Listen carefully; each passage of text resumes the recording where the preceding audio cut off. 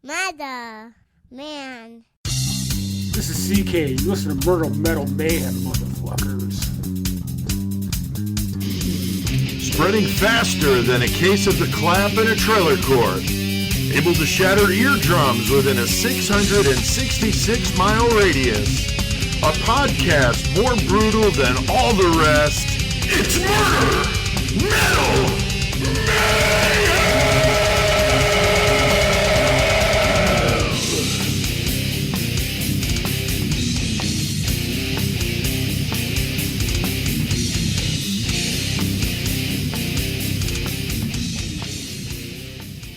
Fuck yeah, Chris Shawback, what's going on, dude? What's going on, Pete? Playing with that tongue over there. Tongue, dude. You're like obsessed with that thing, I always man. either play with the tongue or I fucking do it. There's all kinds of stuff. I just fidget while we're hanging out. We do get people that ask about all the shit that's on this table, man. We got a lot of cool stuff, and this is just a part of it. We keep rotating shit out. Right, hell yeah, dude. Got the poop like a champion still on the table. Yeah. Chris Benoit, got that fake tongue over there that you're obsessed with. I feel like this tongue's going to give me coronavirus, bro.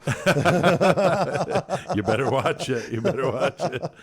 We're doing that Tuesday thing, bringing in another episode for you with episode 89. 89. One step closer to the big 100, man. It's going to be crazy to even think that we've done that many of these shows, brother. Dude, it's been a trip so far. Yeah. It's been a trip. Yeah, we've had a lot of funny moments doing this, and definitely going to be fun to do the 100th, and that's going to be awesome doing that one. We're recording it in May, but it'll be available June 4th, right, which will be that first episode of June, and it'll be the 100th, and we'll be in here with Black Crypt Podcast doing an episode on demonic possession. It's going to be sick. And I have Christopher St. Booth. Yes, sir. Talking to us. Christopher is all about the paranormal and the Booth Brothers stuff. That's where the old exorcism box came That's from. right. Chris, yeah. That's right. And he's a great dude. We interviewed him at the Dark History Convention, and we're going to get him back, and he'll be on that 100th episode with us, so that'll be really cool. Getting a bit concerned about everyone freaking out about that coronavirus, though. If you put it in perspective with the flu, I mean, it's not really that big of a deal. The problem is, of course, the media just hyping that shit up. I mean, really, just wash your fucking hands and stay home if you're sick. Just listen to Murder Metal Mayhem. I mean, we got 88 episodes right now. That's a lot of hours, dude. You could be home chilling with your coronavirus shit and just jamming the fuck out and puking and pooping or whatever you're doing. I'm more of a Dos Equis when I drink Mexican beer. Dos Equis, okay. Yeah. Well, whatever it is, man, if you're sick, just stay home and keep your, wash your dirty ass and listen to Murder Metal Mayhem. So, all right. And that, that coffee table book that should be nowhere near a coffee table would be a great thing to do while you're homesick. Activities, man. Color, word search, keep you busy for hours, man. A little bit of reading. That's right. That's right. Last week was a good one on the Codex Gigas, the fucking Devil's Bible, man. That was a good episode, I thought.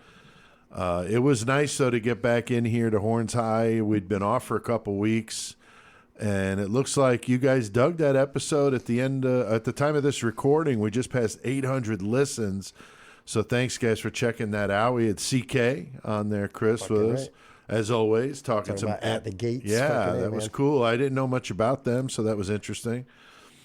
And he's always got the metal news, what's coming up, releases, shit coming out. He's just the man. Yeah, he's got a new one tonight, too. Yeah, it's going to be a good one tonight for sure.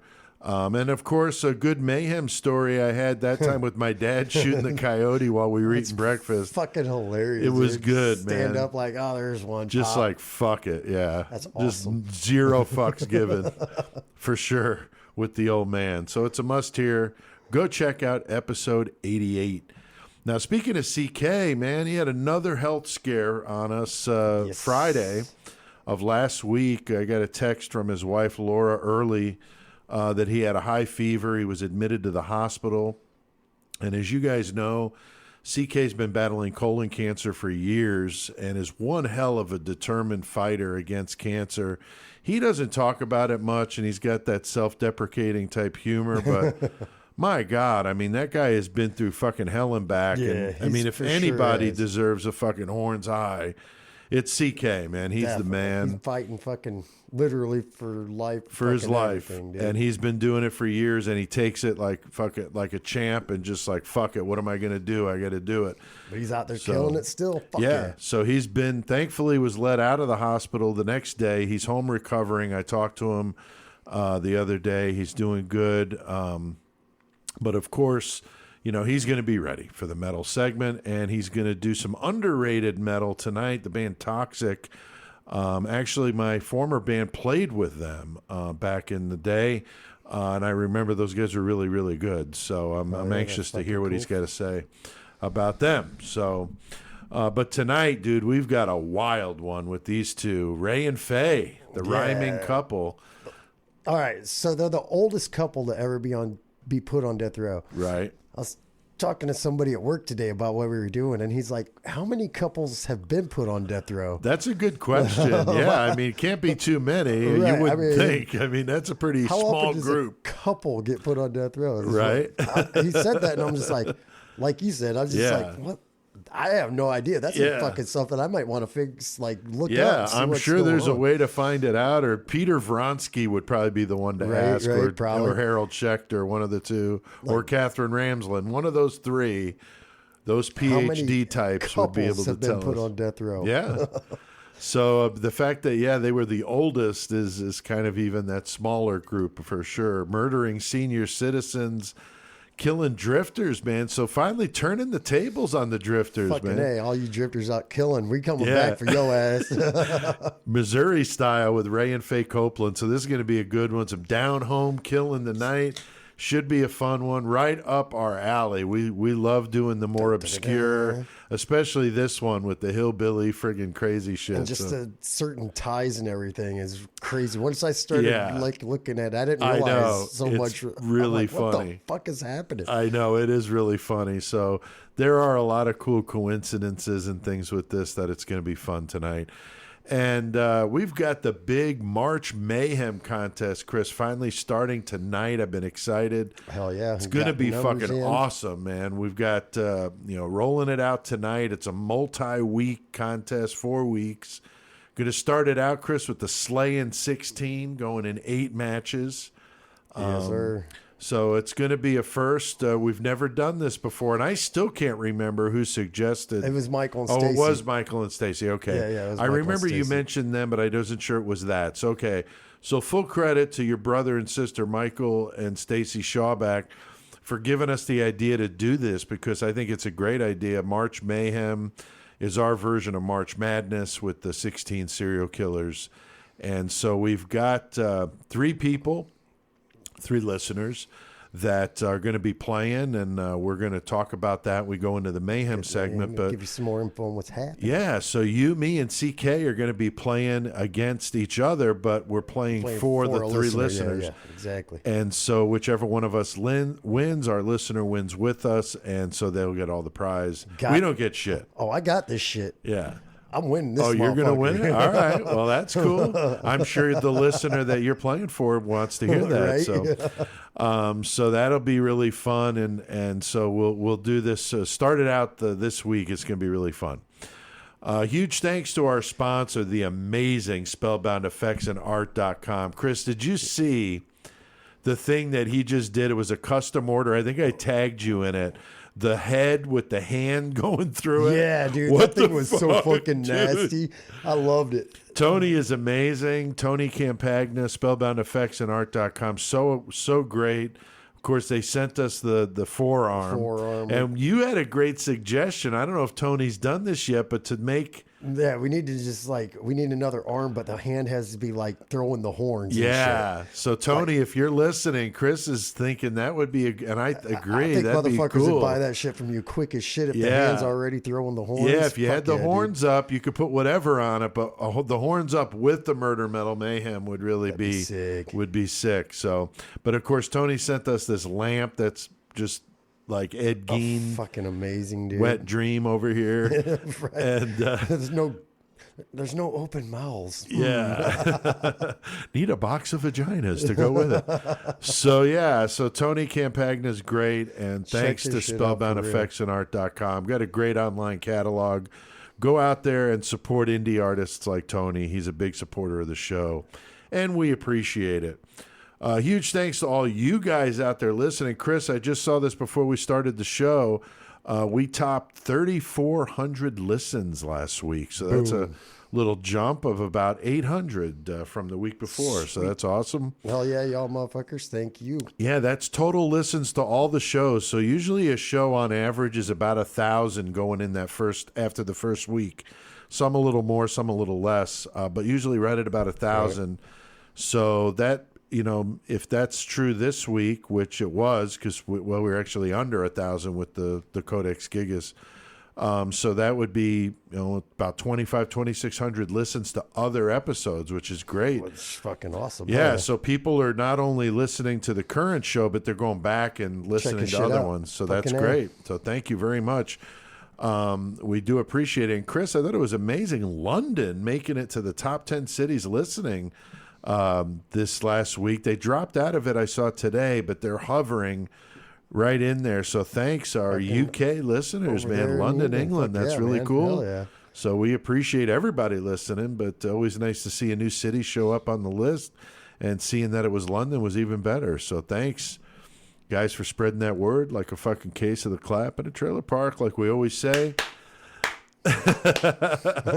Clap on the clapper.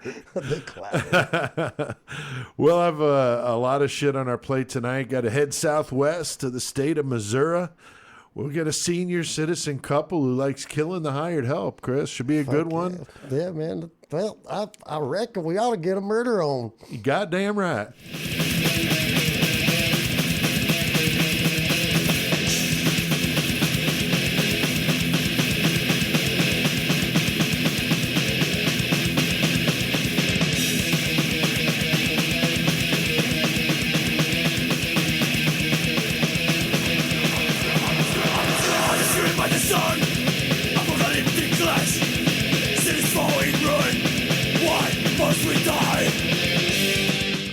Fuck yeah, dude. Sepultura, Arise, man. That's going back. A little old school fucking metal. If you don't like old school Sepultura, then fuck you. Definitely old school stuff, man. And talking about old school, man, Ray and Faye Copeland is who we're going to cover tonight, man. Yeah, like literally, like we were talking about earlier, the oldest couple. Like, what the fuck? Is that a statistic? Is that a statistic? Yeah, if somebody out there listening can find out how many couples have been on death row, that sounds like a good trivia contest to see who could come up with that. We'll come up with a good little reward for whoever can tell us how many couples have been put on death row at the same time. Not on the same death row. How many couples been on death row? Had their fucking names rhyme too. That's right. Yeah, I bet that's just one, right? Right. So this is going to be funny with the rhyming names. Very fucked up story about this couple that's killing drifters in rural Missouri. Like we said, revenge on the drifter. Yeah, because we've done a few of these stories. Henry Lee Lucas, Otis Toole, these drifter killers. And now we're doing one where the drifters are the ones that are the victims. So, bummer. Yeah. Shouldn't have left Bloomington. Yeah. Well, that's the thing, man. There's some really weird Illinois ties to this story that's just so funny. Some that are not so funny. Two of the victims are from here, Normal and Bloomington. Yeah, literally which right is here. Really crazy. Another funny tie with Central Illinois when I was watching one of the documentaries talking about Chillicothe, Missouri, and Chillicothe's not that far from Illinois. Is not far from where we're at. No, so that's kind of funny, and it's not a common name. So you hear Chillicothe, you're thinking what? And then fucking Livingston County. I grew up in fucking Livingston County. Yeah. Like what the fuck? You know all about Livingston County, I'm sure. And I lived in the country around fucking cow farms and hog farms. Yeah. So it's just so many odd little things like that. So we'll talk all about this crazy case and these two sick fucks who did a lot of shady stuff to make money and preyed upon some poor drifters that worked on the farm. And, you could debate whether she knew what was up, which we're going to get into that. But Ray, for sure, was a very sick bastard. And they were the oldest couple, as you said, Chris, ever sentenced to death in the U.S. So how many others were just sentenced to death? Not necessarily the oldest, you know. But then when you throw in the rhyming names, I think it's just that. I mean, you got to have goals in life. First off, that's right. Be a piece of shit. Second, marry someone whose name rhymes with mine. Third, kill drifters. Life is good. So, Chris, this is some crazy shit for sure. The senior citizen couple that kills drifters, but it is Missouri, though, and shit's kind of whack in Missouri. Anybody listening in Missouri? Oh, no, of course. I love Illinois Missouri. Is fucky too, but no, yeah. It's Missouri. Yeah. I know we used to do a lot of shows in Columbia, and always making those trips was fun. You'd see like a pickup truck with like a couch in the back with like people sitting on it, you know, driving down the highway. Fucking A, right, dude? Yeah, Hell I mean, it's just hilarious, you know, just stuff you see. Same with Illinois, same type of thing. Just some dumb shit, redneck shit. All right, dude, it's just funny. I love it. So, yeah, so we always used to love those road trips to Missouri. So, yeah, nothing against anybody from there. Ray was the older of the two, born in 1914. Faye was born in 1921. Dude, I actually thought about that. I'm like, holy shit, this whole story starts in 1914. And it was 1990 when they got... Yeah, like that. I'm thinking about that like, that's a long motherfucking time, dude. Yeah, they were fucking old, man.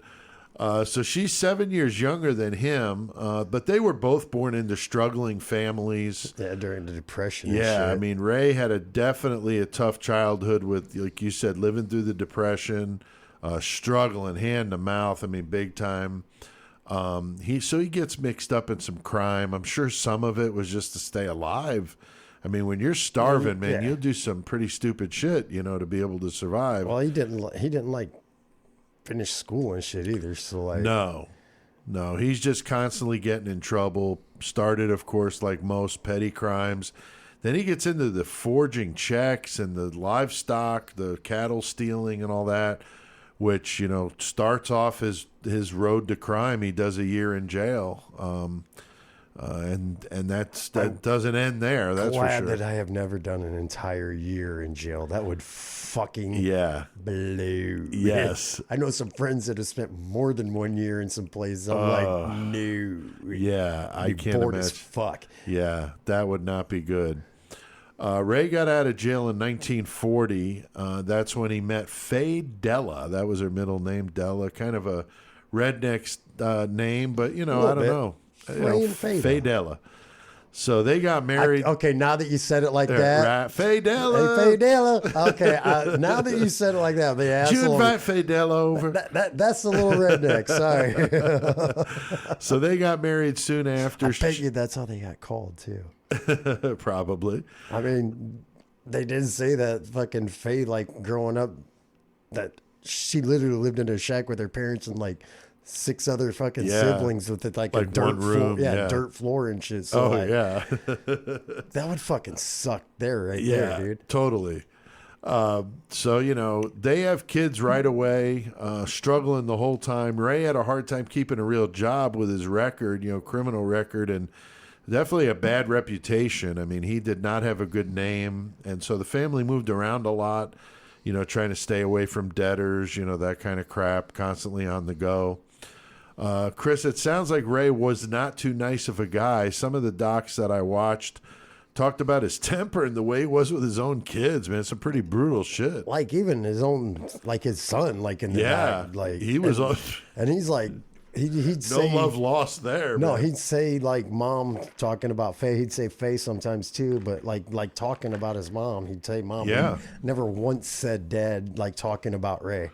So right. like, he did call his dad Ray instead of dad all the time. It was Ray, never dad, but he would call his mom, sometimes Faye, fucking whatever. Mm-hmm. So you know it couldn't have been fucking that fucking great. No, not at all. Not at all. He was definitely, like you said, very vocal about talking about getting hit with frying pans and fucking for dumb shit. Yeah. Like dumb shit. Yeah. Like dropping your fork or something and you just fucking wail on you with a frying pan. Fucking asshole. Yeah. So depending on who you believe, Faye claims that she was controlled by Ray, and did whatever he said, you know, basically out of fear of getting beaten. And the son that we refer to, Chris, is on that Forensic Files. He's on the other documentary as well. Other things, yeah. Yeah, and he said, Ray was a mean fucking bastard.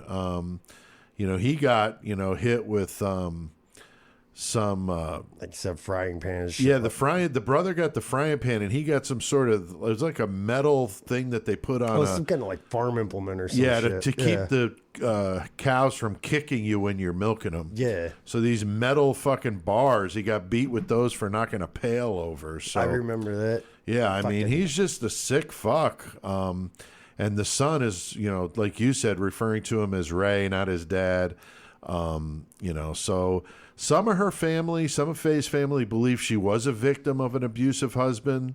Others think she used that as an excuse and was very much a part of this criminal enterprise. She just probably wasn't the one actually killing him because he was shooting them. She had to have fucking... It would be hard to imagine she didn't know what was going on. This is a small house. For real. I mean, come on now. So... we'll bat that around more, as we wrap this thing up, but just kind of setting the table. There is a little bit of controversy surrounding Faye's role in this. So, but when you think about the son defending his mom, you think it's his mom, like what? It's hard to even imagine being in that situation with your parents having done that. Exactly. So to try to put yourself there, I don't think works, but I mean, I could imagine that most people would try to find any possible way to believe that your mother did not do this. My mom did. I could see Dad doing it, but but not my mom. Not my mom. But then you got those that are like, yeah, my dad would never do that. My mom would do that. There's plenty of women that could get fucking that way too, for sure. We're not being fucking gender biased about this motherfucker. Not at all. We've done plenty of them. Belle Gunnis and Dorothea Puente. I mean, we've done quite a few already, and there'll be many more. Ray is in and out of jail, and the family is constantly struggling on their small farm in Mooresville, Missouri. I looked it up, Chris, a town of less than 100 people in north central Missouri. Faye also worked as a hotel maid at times to help pay the bills. Because they were on a farm, but there wasn't a lot of farm ground. Like they couldn't, generate enough revenue. Right. Just not like farming they had huge pastures out there and everything. Right. So they had a farm, but it wasn't a big farm. Yeah, nothing that they could sustain. So she had to take on extra work. He also did too, cleaning barns and doing different things. So it was a rough life. The son that was on that interview said that they only had school shoes. When they weren't in school, they didn't wear shoes. Exactly. Yeah. Even in the winter, he said, they just did not wear shoes because they couldn't fuck up their school shoes. Don't want you going to work or going to school looking like I beat you or something. Right. Oh, but you do beat me. Right. Dick. So due to Ray's bad reputation for fraud, he comes up, with a pretty ingenious plan, really, to get back into buying and selling cattle. I mean, as devious as it is, it's fucking smart. I mean, which is scary, at least in the short term, though. I mean, this is definitely not a long-range plan. No, but to make some money, I mean, it's a pretty good idea, right? My buddy Chance that I work with that I was talking about earlier, we were talking about this. Oh, yeah. I told him, he said, what'd he say? He's like, well, I like to fucking buy cows. I like to write forged checks, and I really want to kill somebody. How do I make it work? And old lady just looks over. He's like, find you some drifters. Like, I love you, Margaret. I was like, Chance, you're fucking hilarious. That's awesome. That's awesome. So, yeah, not a good long-term plan here. The cattle auctions in the area, though, I heard had been dealing with this issue for a while. These people writing bad checks. I don't understand why they just didn't make them pay cash. I mean, if they're just taking these checks and these guys are shady anyway and they're getting burned, I mean, why wouldn't you just make them pay with chickens, cash, something, I'll trade you these 2 cows for them 14 chickens. I mean, some sort of currency, because if you're getting bad checks, I mean, how long is that going to go on for? And as far as the bad check thing, that he's not the only one writing a bad check. No, it was rampant. That's what I'm saying, is that they were having a problem with this, and Ray was on the shit list, which is why he was getting these drifters to fucking do the business. And he sat in the audience and watched and signaled, so they knew which ones to buy and how much to bid. And he orchestrated the whole thing, but they were the ones actually doing the transaction. Pretty smart, you know. Like, you come work for me, I'll pay you some money. Yeah, he paid him $50 a day to do this shit for him. So gave him a place to room sleep. And board. Yeah, room and board and everything. And then gave him an account, said, now go buy that. Right. And sometimes they would actually buy it and the check would clear to build up a little bit of a standing with the sale barn. And then when they would go back, they'd write the check for more and then eventually build it up and then burn them, you know, on a big one. He fucking, like, after they bought the cows with the fraudulent checks or whatever, like, he'd just go to the next town over and sell them. Like, hey. And close out the account. Done. And then and that now was it's got nothing to do with me. And he keep all the goddamn money. Fucking. Yeah, I mean, he's shady, man. So yeah, they're getting $50 a day. He goes to these like homeless shelters and stuff to find people because he knows that these people are going to pretty much do anything. A lot of them are drunks and drug addicts and people obviously with, you know, tough situation. Some of them with criminal backgrounds, just like, perfect victims. Yeah. Some of them just looking for legit something to work. Like give me something, somebody. I'm tired of this. So. Right. So they're very, very vulnerable. And just like these prostitute killers we've talked about before, Chris, with Arthur Shawcross and fucking Ridgway, you know, these guys prey upon them because they know nobody's looking for them. Nobody gives a fuck. Exactly. You know, and that's the way it was with these drifters is, you know, Ray's son even said that he looked at them as trash and that they weren't even human and just another farm animal, basically. Yeah, he was just really, really hard on them as a people and had no respect. So that just very similar, I thought, to the prostitute killers that we talked about that were basically felt they were like ridding the world of a scourge, you know, and thought nothing of killing these people. But it helped him make money. So that's all that mattered to him. Yeah, I mean, it's fucked up. So, you know, he sets them up, like you said, Chris, sets them up with an account, checking account, gives them a couple $100 to put in there. They have a P.O. box as their address. Of course, they're drifters, so they're going to be tough to find. Yeah, and definitely he's not giving them his address. Like, that's incriminating as fuck right there. Right. I'm like, But, like, so,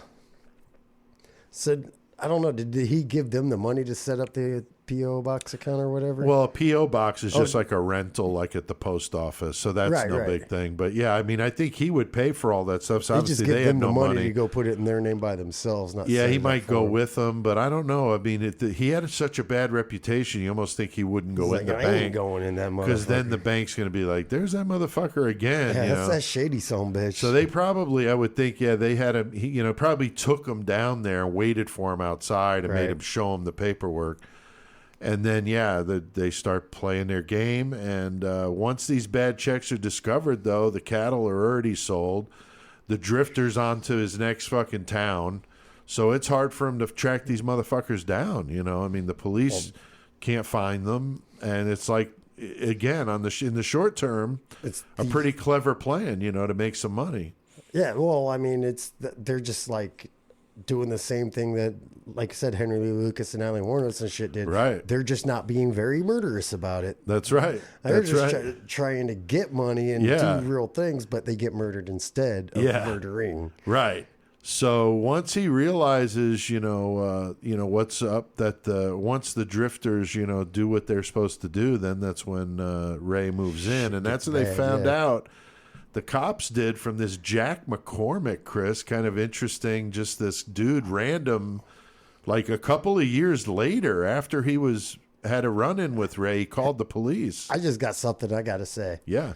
Jack McCormick, I love Jack Daniels, and you know what Shawback whiskey is. That's McCormick's. Oh, there you go. Jack McCormick. Holy shit. I just put that together right now. That's your alter ego there. Fuck. Nice. Well, let's see where your brain is working over there. It's fermenting, right? Fermenting. So Jack McCormick, a former worker of Ray's, he calls the state of Nebraska in August of 1989. He calls Crime Stoppers about Ray and Faye Copeland He told them he feared for his life and that they were trying to kill him. Yeah, after he bought the cows or whatever, he's working in the barn. Yeah. And said he turned around and Ray was pointing his rifle right at his damn head. And he's like, whoa. Yeah, Ray had told him there was a raccoon in the barn. He wanted to chase him out. And he kept looking nervously over his shoulder because he didn't trust Ray. Right. And then one time he looked and Ray had the gun pointed right at his fucking back of his head. Like, how he didn't get shot is amazing because he basically begged him not to kill him, said he would leave the state, and he even had Ray bring him to the next town. And he left the state bolted, and everything. Man. But yeah, the fact he did not get killed is amazing as fuck. Yeah. So he's the one that kind of started this whole thing. There were 8 men apparently wanted for writing bad checks at these cattle auctions, and they also were missing. So 8 of the men that were writing bad checks were missing. So the police are definitely getting concerned, seeing a little pattern here. And Chris, this definitely gets things moving. He said though that he made up the story about the skulls and the bones. He did say that just to get him to go and do this and check some shit out. Because he knew there'd be something there, is what he said, Right. Because, like, the guy almost got murdered, and I'd freak out, too. Like, you got to go check some shit out. All these other missing people. Right. He might have fucking knew one of them from, like you said, the shelter or something. Well, sure. And now they're missing, knew where they went to work the next, Yeah, it's fucked up. I mean, the cops definitely take him seriously. They go to the Copeland property with warrants, of course. They're there for 9 days with fucking dogs and backhoes. Digging holes all over the yard. They don't find shit. Goddamn thing. So they know that Ray has a record and a very bad reputation for being involved in all sorts of scams and forgery and shit like that. So they also know that that more than one drifter that was working for Ray and Faye ends up missing soon after they arrive. So, I mean, there's a pattern here, Chris. I mean, come on now. Definitely. The police aren't stupid. They know something's up, but they can't find any evidence, and that's the problem. But things start to fall into place very slowly because more and more comes out about Ray because, on the surface, a lot of people said, hey, he's a hardworking guy. They didn't really know him. So on the surface, it's a hardworking family, been here all their lives, good old boy, Then you get to see all his criminal activity. You're like, oh. Yeah, and then the way he is with his wife and his kids, he's shitty. So you start to peel back the onion. You're like, whoa, what's up with this dude? And they see all of his, his personal, card, or not card, but check scams and all. Yeah. I think he was fucking 20 or something like that. Yeah, he'd been doing it at a young age. Stealing the hogs and shit and selling them. Yeah, I mean, he's been up to these scams for a long time, and they know this, and so they realize, there's a lot more here than what looks, to be on the surface. This is not the, little grandma and grandpa, in the country. This is some fucked up shit going on here. Oh, this is some almost Texas Chainsaw Massacre shit going on in the country. Now, while the investigation is going on in Livingston County, Chris, there you go. Bringing back some nightmares for you. They start to track down any of the drifters who had worked for the Copelands. So they were hard to find since they were transients.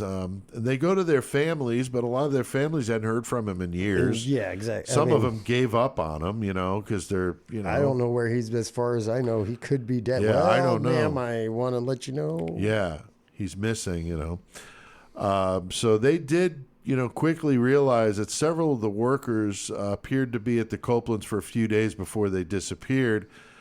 Jack McCormick, there you go, Chris, your alter ego, was the only one that they found alive that had formerly worked there. So they definitely knew something was up here. And this is kind of funny. He gets himself arrested for passing out in a ditch. And they found him in the ditch, and they pulled him out of the ditch and arrested his ass. Yeah, they're...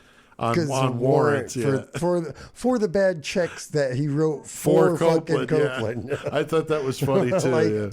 This is some bullshit right here. Yeah, exactly. This motherfucker's trying to kill me by forcing me to write these bad checks and now being arrested for writing the fucking checks in the first place. Bullshit. Yeah, I could see it. So I could see him like all fucked up in the jail, telling everybody the story. You know what the fuck happened to me, man? This is a bunch you know of why bullshit. I'm sitting in this motherfucker right now? This is bullshit. And everybody else like, would you shut the fuck up? Right. Not again. You telling the story again, bitch? So the police are catching hell in the media for not getting anybody, and the public's getting upset.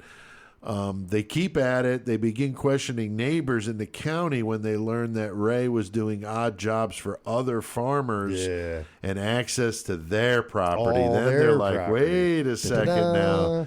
We think we know where these bodies are, So they decide to search. There's one close by, like a half or a mile away from his farm. Where his farm is, yeah. I like the way they said they started prodding around with the fucking goddamn steel rod, and they're like, well, that don't feel right. Right? Yeah, it's probably squishy. Yeah, they go into the barns, and they're, like you said, they're running that rod down into the ground to see if they can find any soft spots there. And so, they're like, whoa, something's up here. And they dig out, and what do they find, Chris? A couple bodies, like 3 of them. Yeah. Well, they pulled up a dude's leg, I think, or something like that, with a shoe on it. Like, that ain't 3 right. bodies. That's not supposed to be in here. Yeah. Wrapped in carpet and plastic and different shit, towels, and just thrown in the shallow couple foot down, not even that far down, grave. That's where Ray had him stashed, in that barn, 3 of them. Like, do you think that he moved the bodies there after fucking... Probably. Killed them at the farm. I'm guessing he killed them at his farm and then moved them out there, would be my guess. What from what the McCormick says, what he would do is he would somehow, get behind them, because they all died to the 22 to the head. Back of the head, 22 rifle, That was what they found when the medical examiner checked them out. Is 22 Merlin, or Marlin, I mean.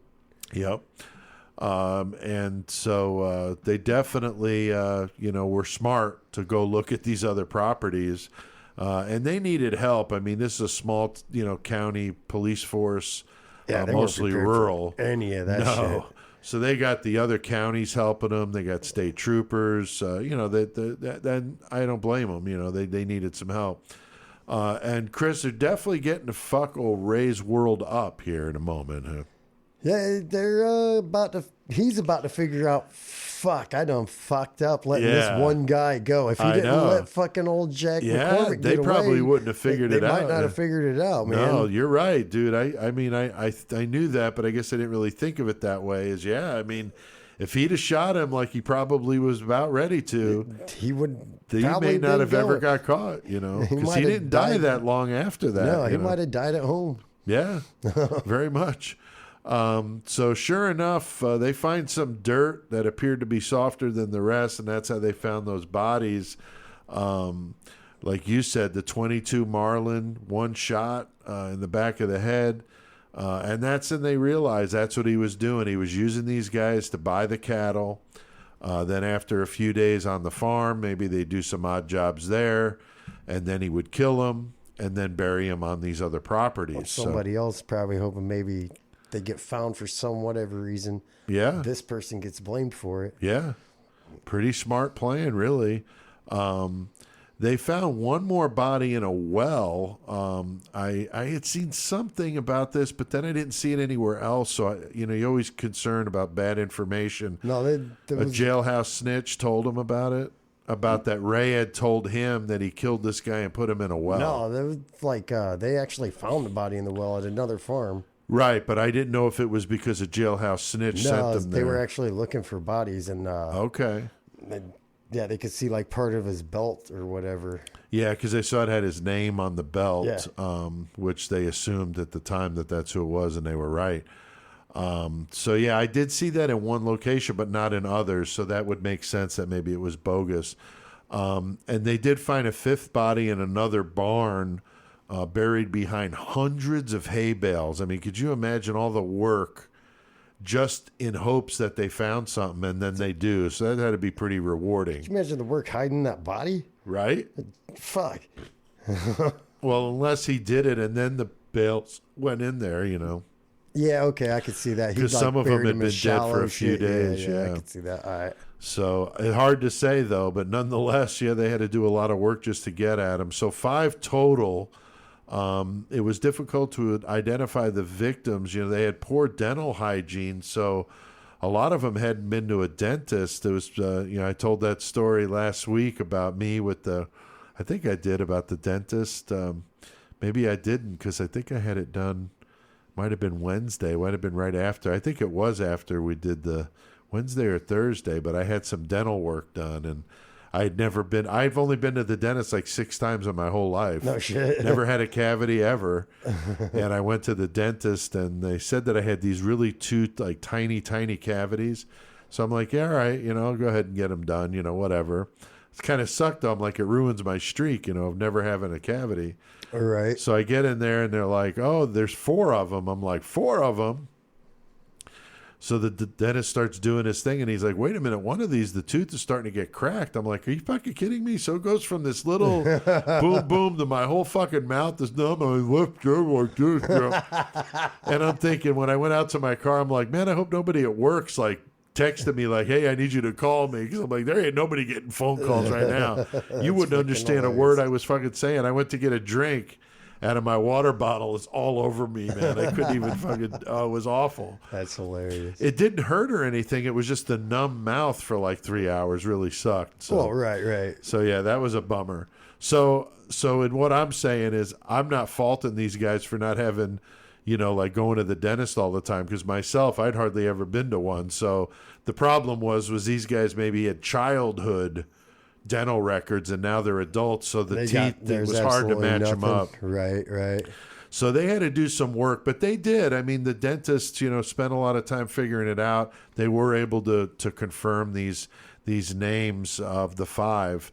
Now, at first, Chris, the Faye seems like that nice little old lady, and maybe not involved in it. It's but like, I know nothing about this. Yeah, but I don't know, dude. That thing, and you got the whole grandparent vibe going on, so they're very unsuspecting on the surface, but even more so with her being a female, right? I mean, you're not expecting grandma to be killing. Dorothy Puente. Right. But that was the same thing. Nobody would have suspected. Right, not at all. Like, I don't even think this lady could do that, anything like that. So. Right. Yeah, definitely not what you would expect. So she claims she had no idea about any of this stuff. She goes on trial November. So she goes on first, November of 1990. The police had discovered a list of people in her handwriting, and the names were the drifters that they had used for labor on the farm, and that there were X's by the some 5 that they found. Right. Yeah, by the 5 so that they was found, obviously very incriminating.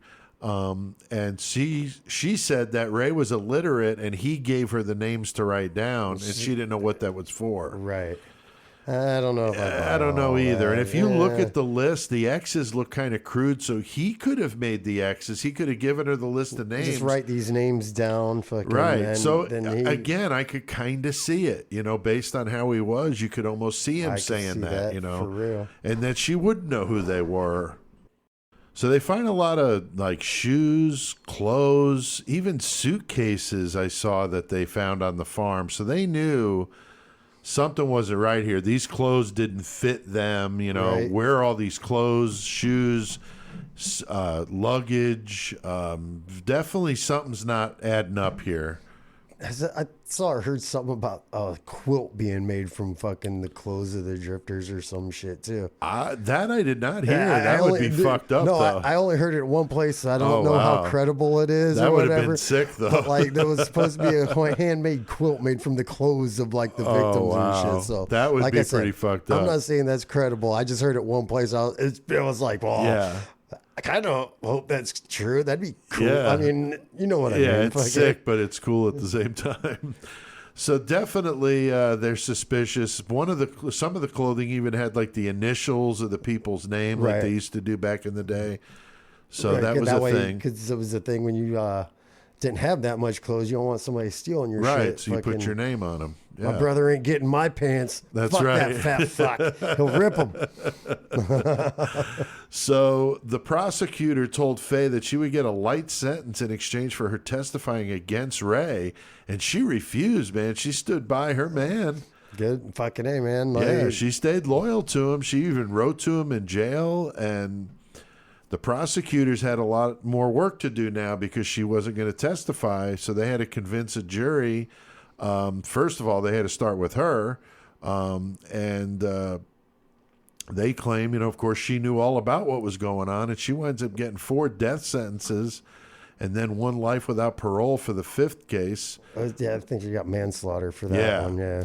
So Ray didn't seem too bothered by the news, though, about Faye. He said, quote, well, those things happen to some, So, dude, what the hell, man? They were saying that, I'm like, wait a minute. Yeah, especially when she stood by him, It's like, your wife just took a death sentence for you, basically. Right. Not for you, but well, yeah, because she could have testified and got maybe 20 or something. Right, like you can go free. Yeah. If she lived 20 years. But and he was defiant, told the cops they had no evidence on him. He was going to get off. So, Chris, it's definitely crazy. With the last 2 bodies found were the first 2 victims. But what a crazy tie to hear this local area. Like you're saying, Bloomington Normal. 1 from Bloomington, 1 from Normal. Yeah. That is so fucked. Dude. I know. Dennis Murphy was the victim from Normal, Illinois, which is, 10 miles from here. Was killed by Ray Copeland in October of 1986, and Wayne Warner of Bloomington, Illinois, sister city, side by side. There's a street that separates it. That's it. I mean, it's like one big city in central Illinois here where we are, was murdered a month later.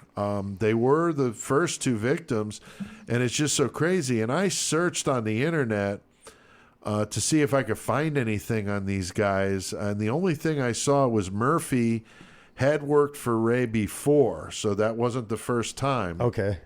And so he was there, and also that he was buried, or he is buried in Bloomington at the Park Hill Cemetery. So that's where he's actually buried. Which one's that? I think that's the one off of Morris, if I'm not mistaken. Okay. I think I could be wrong. But I didn't find anything about Wayne Warner. It does seem to be a somewhat popular name, so there were a lot of other people by that name. I did not find anything, but I didn't, spend a ton of time, I'll be honest. But the only tie is that they were murdered by Ray, but whether they both knew each other or found out about Ray through the other, I don't know. Very, very strange, very interesting. And the fact that they were both from basically the same town. Right, exactly. And they died from a month right where apart we from are. each other by the same fucking murderer. That's fucking a state weird. away, you're talking hours and hours and if away. they didn't know each other, that'd be so fucking It would be a very odd coincidence. What the fuck? Yeah, very strange. So you'd almost have to think they did know each other, but who knows? I didn't see anything about it. Now, Chris, do you think that they stopped at 5, Ray and Faye, or do you think there's more bodies out there? I mean, there was 12 names on that list with the X's, right? I mean, I think there might have been 10. I don't remember, but there was more than what they found. There's 3 more they think that are out there, so maybe there was 8. I would not. I mean, as old as they were, I could imagine there would only be a lot more because they were doing it maybe been younger. Doing that once the kids were gone, I think they probably would have waited till the kids were gone. And then it's like, let's do our retirement plan. Yeah, exactly. Fuck the 401k. Right. We're gonna do the 401 kill. There you go. So no, I don't think. I bet you they had more than 5. Yeah, victims. I think so too. They had quite a bit of evidence against Ray. They found that rifle at the farm, which they were able to say was that same Marlin 22. Bullet fragments in the skull and shit. Yeah, they knew it was the same weapon that killed those people, so that was easy. Of course, they had the note from Faye with the X's on it, the clothing and all that stuff. And they had 2 former employees that were willing to testify. Eventually, they found a couple. So one of them was Jack McCormick. That's right. He goes on trial March of 91. easily found guilty on all 5 murders, given 5 death sentences. We'll kill you 5 times. That's right. And so they were the oldest couple ever to get death sentences in the U.S. And I wonder, like you, Chris, how many others? Is there a statistic? That's kind of interesting. And if somebody can get that right and give us some sort of proof of that, email me at pete@murdermetalmayhem.com. And if you are correct and you're the first one to tell us, because neither of us have any idea. I have no idea, dude. So if somebody emails me at pete@murdermetalmayhem.com, the first one to do so will get a prize.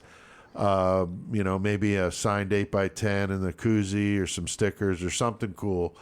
Maybe our new book for doing all that. So that would be cool. So somebody educate us, because there's got to be some other couples that have killed out there and gotten death sentences. But these 2 are the oldest. He was 76. She was 69 at the time of their sentencing. Now, he dies a couple years later, dude. It's one of these. Yeah. Doesn't hardly do shit for time. 2 years in prison. Yeah. He dies in his cell. I forgot what he died of. Something like a heart attack. It was just like, whatever, natural causes. In 1993, he was cremated. And then she had appealed her conviction, claiming, that the abuse of amazing. Apparently, at some point, she did at least say that he was abusive to her. Because at first she was like not saying shit, but then but at some point she did come out and say, but I was just doing what I was told. I was raised in that era, basically. Yes, that's the man of the fucking house. You do what he says, you get what he gives you. Yeah, I mean that's exactly what she said. There was that jailhouse interview she did where she said that very thing, and she said, "Hey, I just did what I was told because that's how I was raised, and that's all I knew. That's the way it was, exactly." So the judge overturned her death sentence in 1999, but upheld the convictions with life on each. In 2002, though, she suffers a stroke, left her partially paralyzed and unable to speak. Right. So the governor winds up letting her out of prison. Paroles her to a nursing home, basically. In Chillicothe, Missouri. And in 2004, she dies at the age of 82. She was a free woman, though, which is what she wanted, of course. And she had 5 kids, 17 grandkids. In the doc that I watched, one of her sons was interviewed, very bitter, like you said, toward Ray, and talking about what a piece of shit he was, and definitely very sympathetic towards his mother. Mom, yeah. So he did say, growing up was tough, but he did remember good times with his mom, but not with Ray. Right. He gets off pretty easy. Obviously, Chris dying, peacefully in his cell 2 years later. Yeah. Like we said, how many years do we know that he'd been doing? Yeah. So he was living his good life, and then 2 years. Is all he had to pay. Yep. Now, do you think Faye was a participant, or how involved do you think? Now that we've talked about this, I mean, whether it be the check writing or the actual killing, or both? And I feel like she had to know about the check scheme. Yeah. All the fraud with the checks. I think so too, because he was illiterate, so he wouldn't have been able to do certain things involved with that, I would think. You gotta He'd have to have somebody reading this shit. Yeah. Like the bank statement, so he knows that they actually opened an account. And the money, because he was a terrible businessman because he couldn't read. Right. So you'd think somebody had to have been helping him with that. And Faye would make the most sense. Right. Because he trusted her. He knew she wasn't going to say shit. And I feel like she did know about the murder. I think so feel too. Like she totally knew about the murder. I think so too. I don't think she cared. I think she wasn't going to obviously say anything to him. Was she going to do back talk him? Right. I think she just was willing to just hear no evil, see no evil type shit. Right. Let him do his thing. She obviously wasn't pulling the trigger or anything, but I find it very hard to believe he was killing these dudes one after the other, and she had no idea. No clue. Yeah. That's a stretch for me. So I agree with you. I think she was pretty involved in the financial part of it, and I think she was at least involved enough to where she knew what was going on, but just chose to let him do his thing and not say anything about the murder part of it. Exactly. So, and in the eyes of the law, she's just as guilty as he is. So she got what she deserved. That's totally accomplished shit. Very much so. Very much so. So the story of Ray and Faye Copeland has been portrayed many times in the media.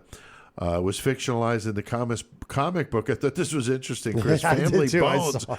Ironically written by Faye's nephew, Sean Granger. So, wow. Ridiculous. That's crazy. I'm not a comic book reader, but I might check that out. That's kind of interesting. Yeah, when I saw that, I was like, wait, hold on. That's crazy. There was even an off-Broadway play about their story called Temporary Help. Was also featured on the true crime shows Forensic Files, Wicked Attraction, and New Detectives. Looks like there's a couple of books on the Copelands. I don't have either of them, though. There was a good article I read in the Daily News, that's a New York paper, about the murders. Did get a lot of media attention, but not nearly what you would think, with the senior citizen killing couple. Right. I mean, it did. To me, it's a pretty wild story. For real, though. Oh, I'm sure it did around there. Because that never happened in their area. No, I mean, it was a huge story to them. I'm just surprised that it didn't get a little more traction.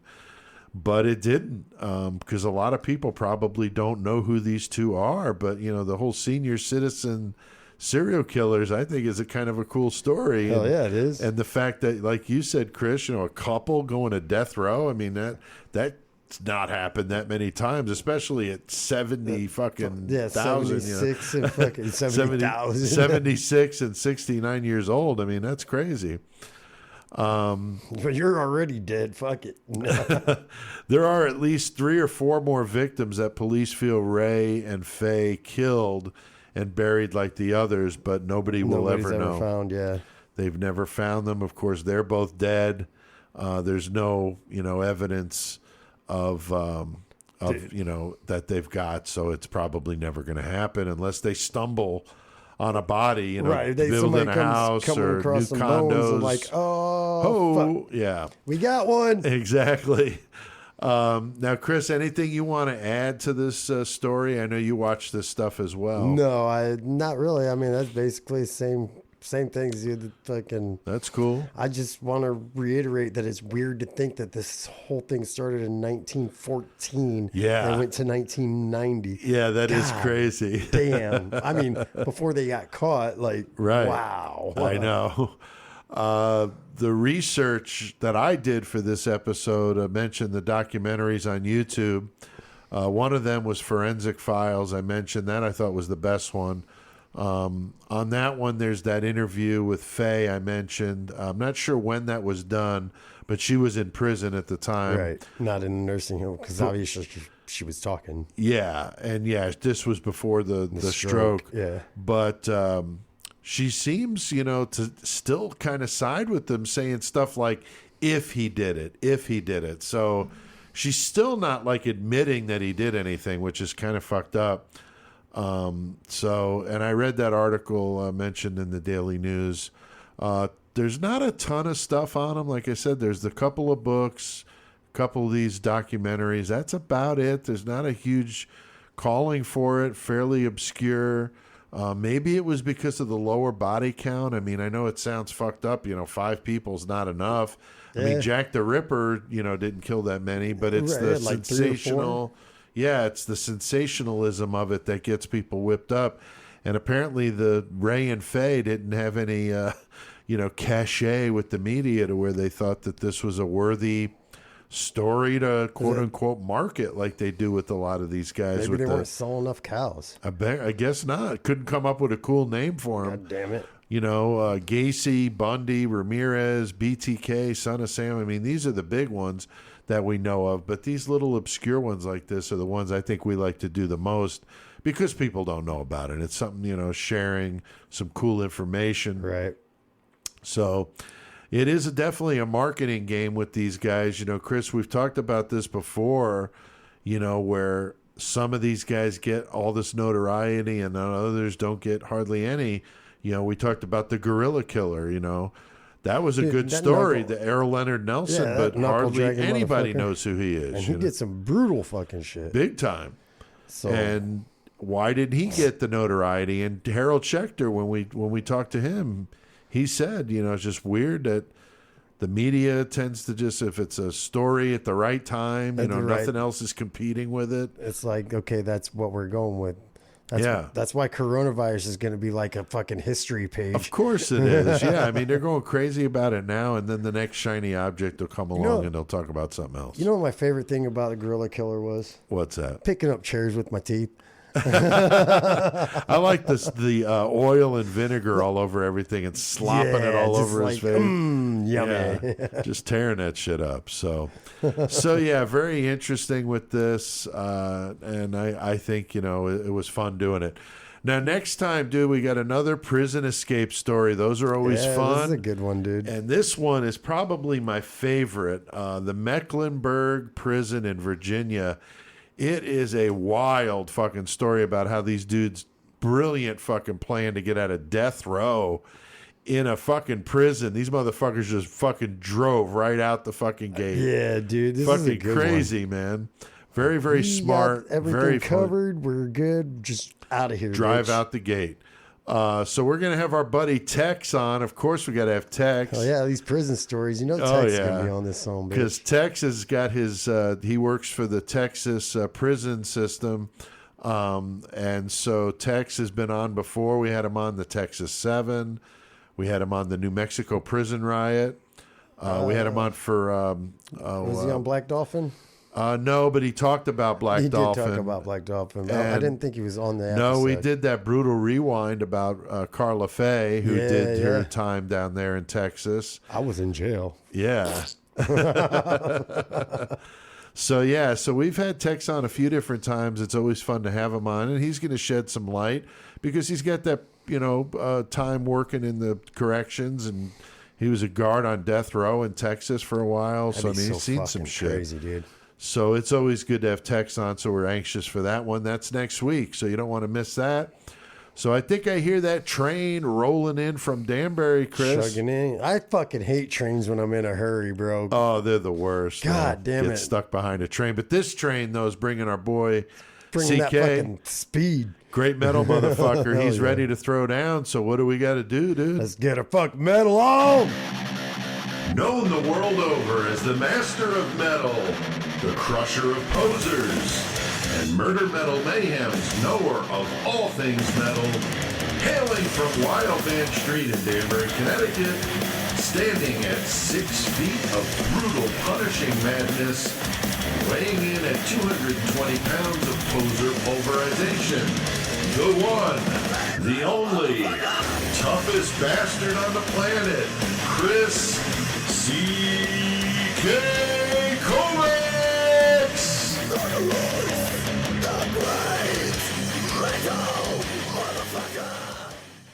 Fuck yeah. What up? Got the great metal motherfucker on the line. What's up, CK? Not much. What's up with you guys? Doing That good. shit. Talking about some drifter killers, but Chris in the reverse, In right? the reverse, yeah. Like the drifters are the ones being killed, not doing the killing. That's right. Definitely a little change of pace there. The killer senior citizen couple. And from Illinois, from That's Bloomington right. Normal, Illinois. 2 victims, so fucked up. Very, very weird case. All right, well, CK, good to have you on for the rest of the show. You're going to be on, of course, like you've been. It almost didn't happen. Yeah. Yeah, you had a little scare sick. this week. We mentioned that in the intro, but how are you feeling, dude? I felt fine when I was in the hospital. That's the thing. Yeah. Well, you had the fever, and I'm sure Yeah, I that had was a probably fever, they were yeah. freaking out and Corona fucking Kovacs and all Oh that. God, I got asked. I got asked every fucking question you could be asked when I got. sure. When I was at the hospital. Did you say, I just flew in from Beijing? What's the Yeah, problem? right. What's going on, man? I got the Corovax. Hey, but here's the fucked up thing. The first case in Connecticut, guess where it was? Danbury Hospital. Yeah. I heard that, yeah. That's fucked. That Yeah, is so- fucked up. That is fucked up. But we've got CCK in here with us, and he's got a new wig on, doesn't he, Chris? Yes, he does. That green fucking goddamn afro. Yeah, looking like good. Welcome Back Kovacs over there. Welcome back. Mark Starachi from Crocus had a nice fro, and that's what CK looks like over there with the green afro for, of course, St. Patrick's Day. Coming up here next week. Boom. We'll be doing a recording on St. Patrick's Day. Yeah, it's fucked up. Yeah. But it's good to have you on, CK. Of course, we're here talking about metal. You got a good one. It's an obscure band that a lot of people probably are not familiar with. It's an obscure band probably for a lot of people, but for the area we are from, we played a show or two with them at Streets, I remember. Yeah, they were very good. One of my bands played with them too. I can't remember if it was after they signed or before. I can't remember. We played with them after they signed because they were trying to get us onto MCA. And actually, I had a guy from MCA get a hold of me about it. So they were very, very complimenting of us. And so they told the label about us and we were contacted. But I'm not going to get into detail. But it was because of them. So, yeah, I'm familiar with them too. And they were really good. But the band we are talking about is a band out of Peekskill, New York. Which, if you're not around here, that's considered upstate New York, even though it's not really upstate. Right. It just means it's not New York City. Right. Not too far from Danbury. The band's called Toxik, and it's spelled Toxik. Right. They formed in '85, and their initial run was '85 to '92. Originally called Tokyo, but they had to change the name because I guess another band already took that name and registered it. The original lineup being guitarist Josh Christian, Lee Irwin as a bassist, Mike Sanders, the original vocalist, and Sal D'Abato on drums. That didn't last too long. Irwin left. D'Abato was actually offered a contract by, I think it was Twisted Sister after AJ Perro left to help them finish a tour out. So he left to go with Twisted Sister. They replaced him with Brian Benini and Tad Lager on drums. And this would be the new lineup that recorded their first album, World Circus, which they signed to Road Racer Records, which at the time was an imprint of Road Runner. For some reason, Roadrunner didn't use Roadrunner in America. They used Road Racer. Yeah, that was weird. I remember it was Road Racer. It was before weird. Roadrunner. Like, I saw that originally. I was like, wait. Yeah, it's odd. That's the same thing, but yeah. All right. And like Pete said, at that time, MCA Records had a little hand in Road Racer / Roadrunner Records and owned that would make sense. A little part of it. So they gave major distribution. World Circus came out in '87, and they are actually considered one of the first progressive thrash metal bands. You had a really great guitarist with Josh Christian, definitely influenced by the Stevie Vai school of guitar playing. Yeah, and dude was wicked. And you listen to the albums, and you could hear the influence big time. Which to me I love because I was a huge Steve Vai fan anyway. But they combined. He's just a badass guitarist. Yeah, he's wicked. I think he's better than that. I thought he was always better than Eddie, but that's another fucking. Oh yeah. Debate. That'd be a good topic, man. Vai over Yngwie, that whole argument, that would cool. be a good topic. Yeah. Over Yngwie verse. What about Eddie. over Ralph? What about over Ralph Macchio? Ralph Macchio. Oh God, Crossroads. Crossroads, yeah, exactly. Yeah, we were just talking about Crossroads. Yeah. That's funny. Shit. That's right. So they toured with that album, and the album did pretty well. It was actually best album of the year on the college music charts. After touring a little bit, Mike Sanders quit, and nobody knows why. He was replaced by this dude called Charlie Sabin, another vocalist who had an awesome voice. And they went on to record their second release, which is Think This, which is fucking phenomenal. They actually hired a second guitarist to play with them to give a stronger rhythm section during the live stuff. At that time, they were actually getting on some really decent tours. I believe they toured with King Diamond, Sepultura, Sacred Reich, and Pantera. Nice. And then just for some reason, after the last tour, they just disbanded in 92. No word given, nothing, just disbanded. And I don't even know if any of the members did anything after that at that time. Right. Until 2007, Displeased Records re-released both albums with bonus tracks. And the original band got back together and, started touring and actually announced a tour, and we're doing some festivals. Actually went on, I believe it was a tour in Europe.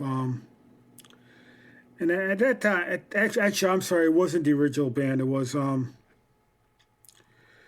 was Josh Christians, who's been a stable guy for years.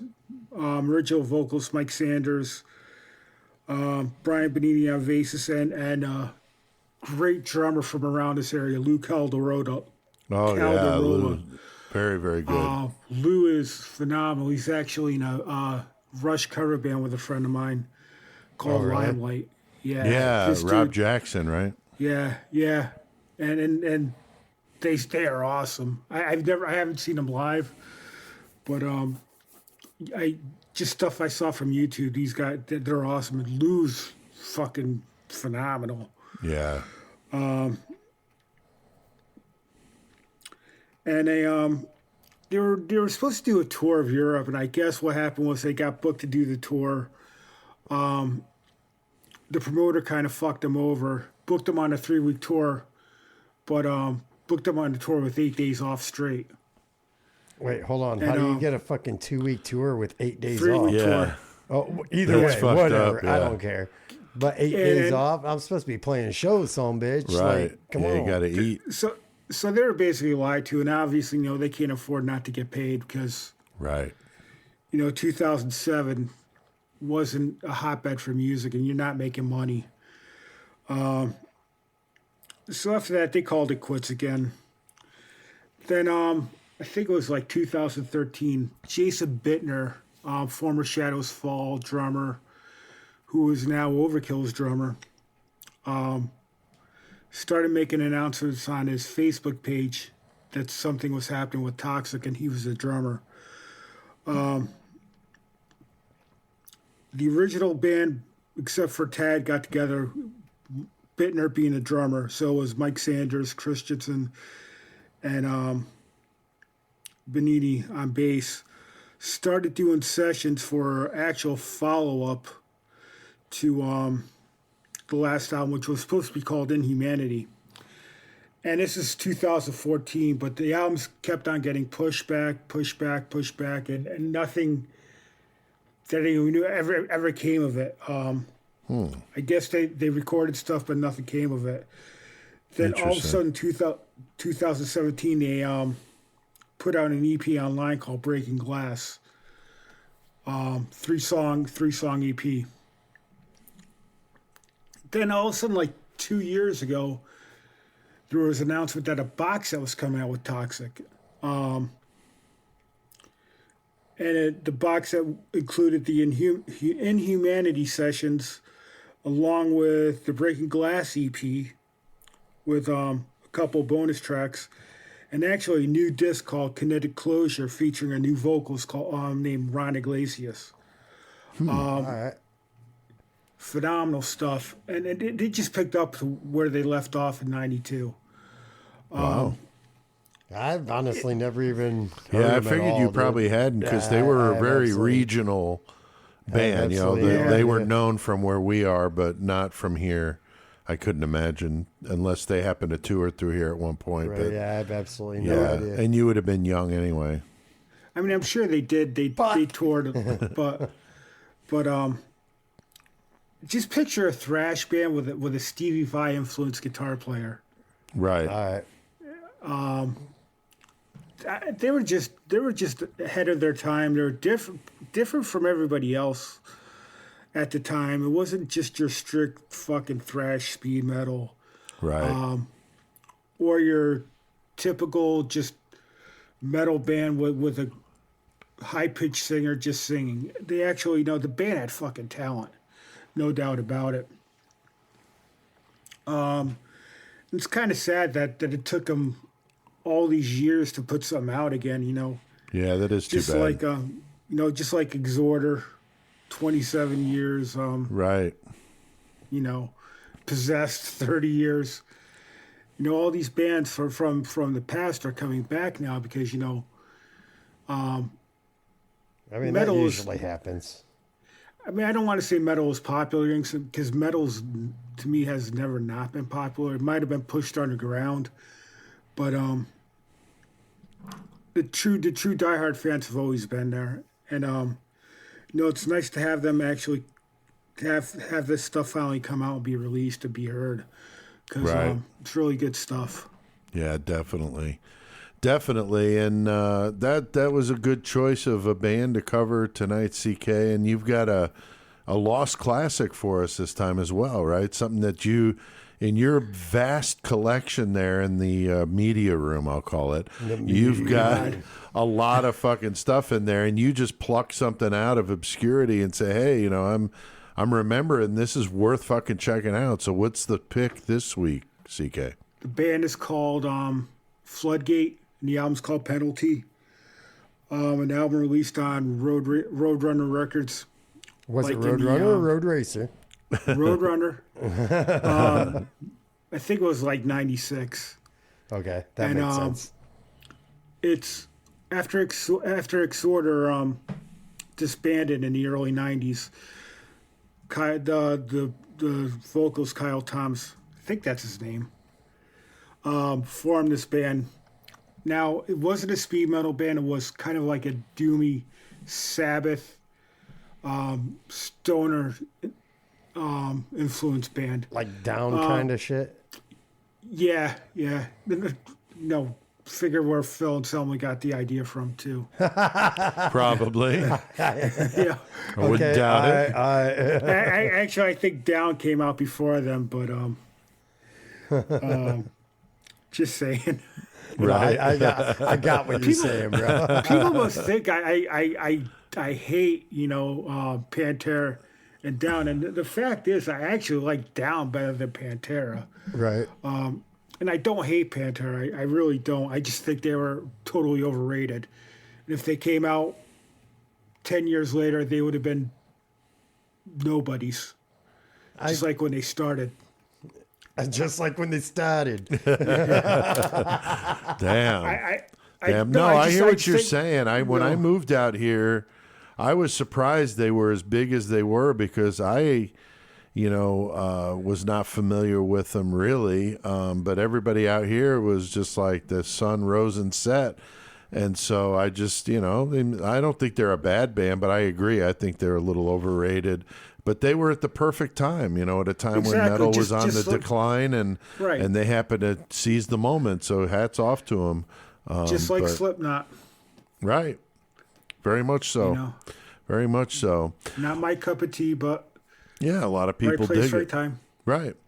Now, one thing, guys, about this fucking right place, right time, I don't think there's any bad time to be in the 666 Club. I mean, not usually. I mean, if you're in the 666 Club, you get benefits, VIP action, where you get all the behind-the-scenes stuff. You get the shows a day early, the notes, deals on merch, and we're getting ready to do, finally, some exclusive content. So if you're not a member of the Patreon support network here where we started our 666 Club, $3 a month, that's all you need. It helps us do some stuff here, upgrade equipment, and do things for the show. It's not going in our pockets. No. And if we do this exclusive content, Chris and CK, they're not going to be able to hear it anywhere unless they're a member of the 666 Club. So you might want to fucking check that out because it'll be different and it'll be fun. Yeah, patreon.com/murder metal mayhem is all you need. You go there and you can donate $3 a month. You could stop it at any time. You don't have to keep doing it if you don't like it. But fuck, $3 a month. I mean, God Almighty. Go through your change. Go through your change drawer in your car. $3. Get the $3. Go down to Coinstar and pay. And you could. You can try it out. If you don't like it, you don't have to keep doing it. So check it out. No obligation. No, not at all. Now, CK, we got any releases? I know we've been talking about a lot of releases going on, but anything you want to add this week or talk about this week? Really nothing new as far as between last week and this week. Right. I haven't seen anything announced. But that could change next week, so we'll see what happens. Right. Yeah, and we don't have I know most of our listeners are faithful and listen to each one, but if you miss some episodes, definitely you're missing some release information, so you want to go back and listen to the old ones. See what came at out least a few weeks ago and catch up, because CK's firing them away. No, the biggest couple that are coming out in the month are obviously Testament and Black Dahlia. Right. Yeah. Testament, Black Dahlia Murder. Definitely going to be killer for, that's March or April, right?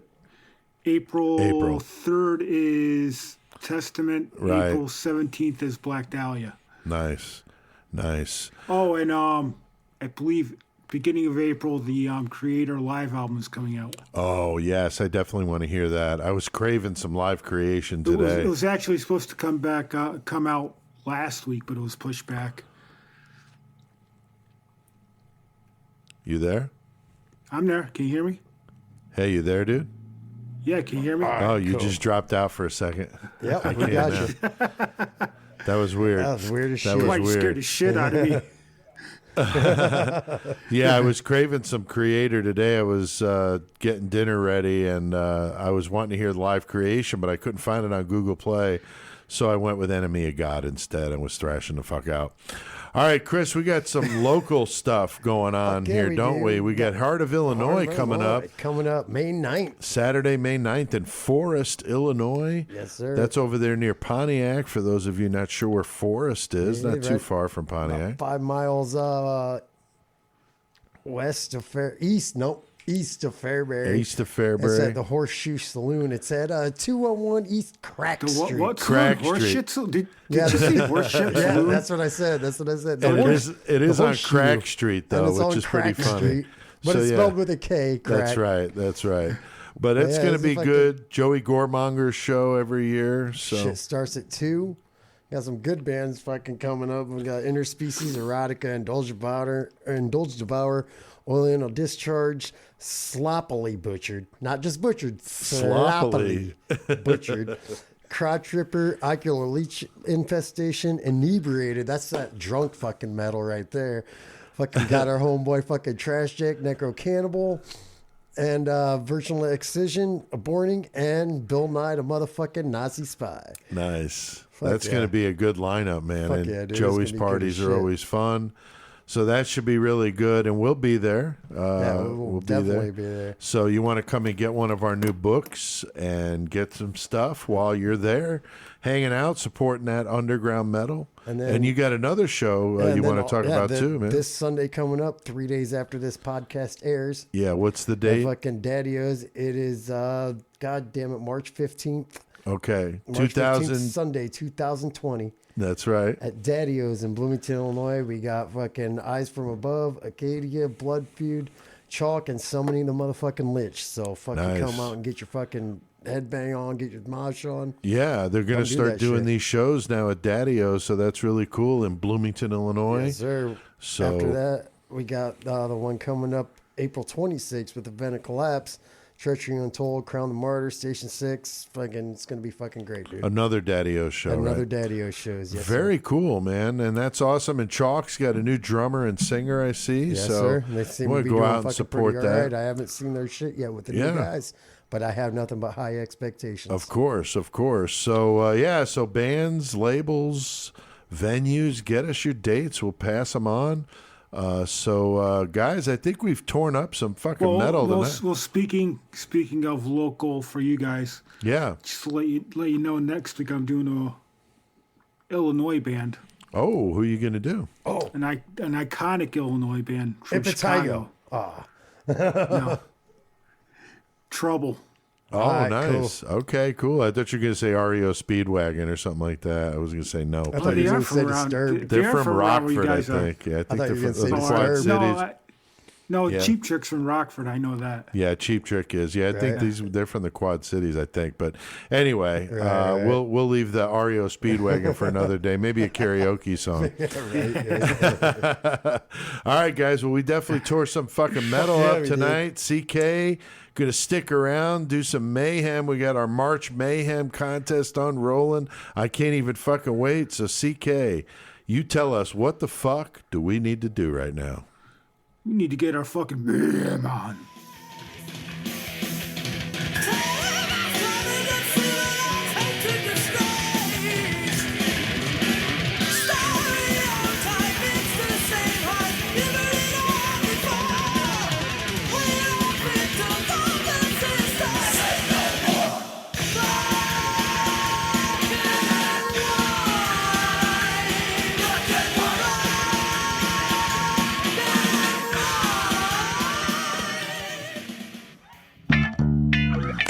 Are you looking to put a bit of gas into your life?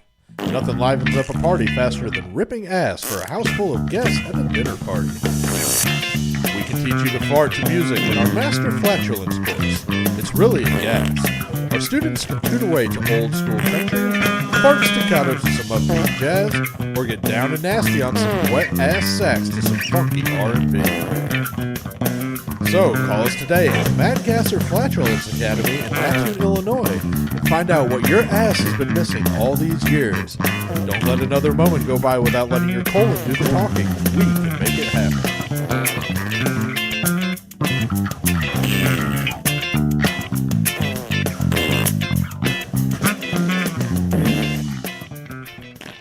Got that gas, funky fart.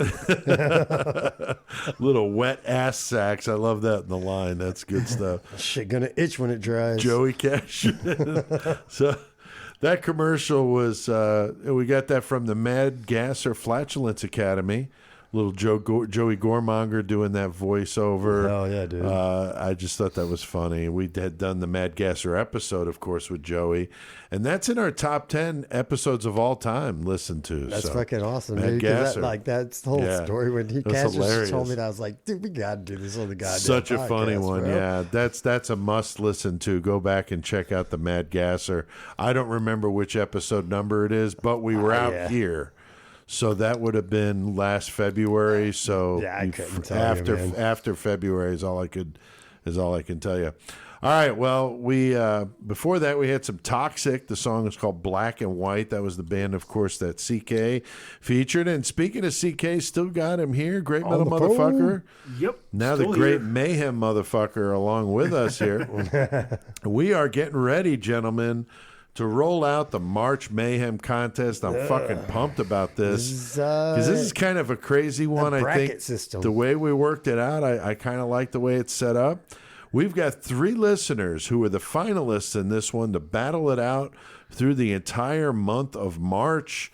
And the way this is going to work, as we mentioned previously, each one of us is playing for one of our 3 listeners. So the way this will work, guys, is Justin Morris is one of the contestants from Lexington, Illinois, not too far from here. Well, I had it as Hudson, but it was incorrect. It should be Lexington. Is it Lexington? That's what he said. Okay. So Justin's from Lexington, Central Illinois, and since that, we're going to have CK play for him. Since CK's out of state, you're out of the area, Illinois, so we don't want anybody thinking there's anything going on there. Right. And then Stephanie Ruskinoff, I hope I pronounced that right, from Toledo, Ohio. She's a contestant. And Chris, you're going to be playing for her. We got this, Stephanie. Let's get it. And then Steven Come on, Imes, CK. Steven Imes from Chicago. I'm going to be playing for Steven. So Oh, man. I got Steven Imes from Chicago. Chris, you got Stephanie from Toledo, Ohio. And CK's got Justin Morris from Lexington, Illinois. So this should be a lot of fun. And each one of us, motherfuckers down. each one of us put in our list of the 16 killers, because the way this is going to work is we're going to go over the rules here in a second, but the prizes are going to be amazing. Okay, everybody of the three is going to get something cool.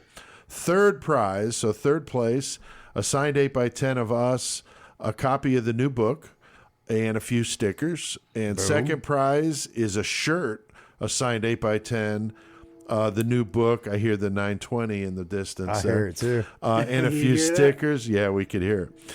And then the first prize is a co-host spot on a murder segment with us. Chris, they get to pick the topic out of a list we'll give them. We'll give they you a can little pick list. one. Which one do you want to do? And we'll do that one. And We'll you're do on. that one. And You're even on. if they have one, I'm going to even go as far as say, if they have a suggestion that we don't have, we would at least consider it. Be like, can we do? We can consider it. Yeah, you we'll know what I'm consider saying? it. But where they are going to be on the show, we'll Skype them in or Messenger. They'll be on the show, and they get the shirt, the 8x10, the book, and the stickers. So hell of a prize for all three.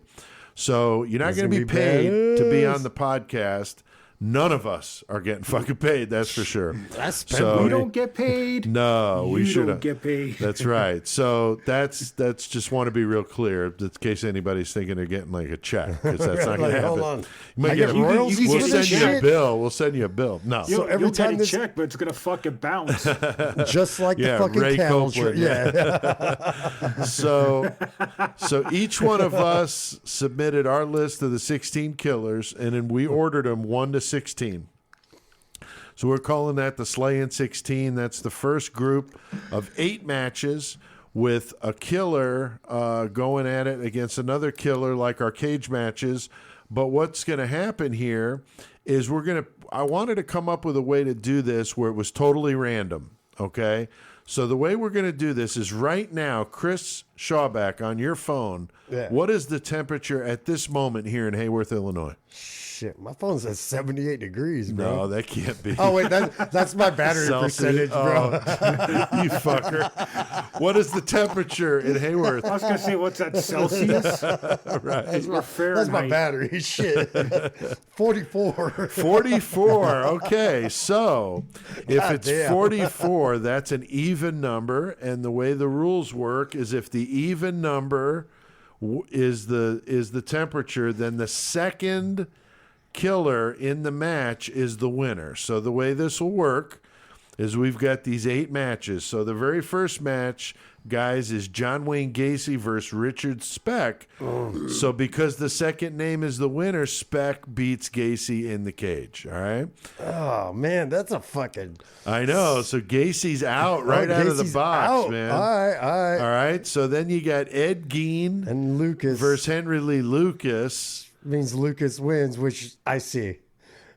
Yeah, I mean, that's definitely one that, I mean, is like legit. Like, you think that could be, you know, if we were doing these for real, like the way we do it, you could totally see that. Yeah, that Right. would kind of work.